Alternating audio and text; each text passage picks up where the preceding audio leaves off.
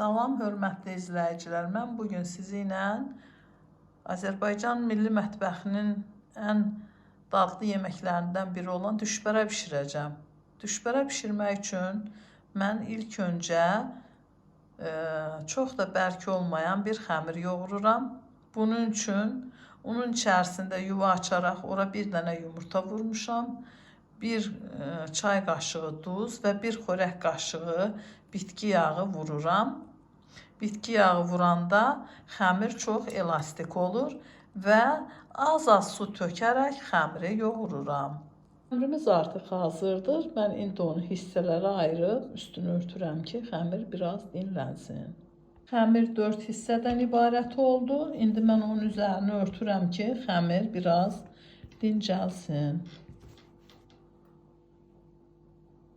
Mən düşbərənin içini hazırlayıram. Mən əsasən mal ətindən hazırlayıram və içinə biraz quyruq, bir ədəd soğan vurmuşam və üzərinə biraz duz və qara istiot vuraraq əti yaxşı-yaxşı qarışdırıram. Bərənin içi artıq hazırdır. İçlik çox sulu olmamalıdır. Əgər sulu olsa, yuxa deşilə bilər. İndi isə yuxamı yayıram. Yuxanı yaydım. Mən indi onu kvadrat şəklində doğrayıram. Xəmirin bir hissəsini doğradım. İndi isə əti qoyub düşbərəni bükürəm. Qalan hissəni də üstünü örtürəm ki, xəmir bərkiməsin. Ətləri yerləşdirmişəm. İndi isə bükürəm. Düşbərəni bükdüm. İndi isə suyunu hazırlayıram. Yağla sarı kökü biraz dağ edirəm. İçərisinə duz səpirəm və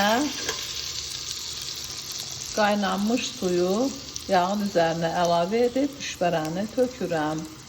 Suyumuz qaynayır. İndi mən düşbərələri tökürəm.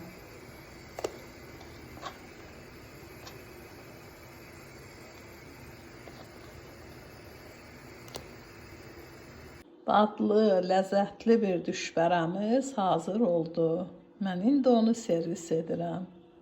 Düşbərənin üzərinə nanə və kişniş də vururam. Zövqə görə hər kəs sirkə də vura bilər. Yiyəcək hər kəsə nuş olsun. Videomu bəyənib kanalıma abunə olmağı unutmayın.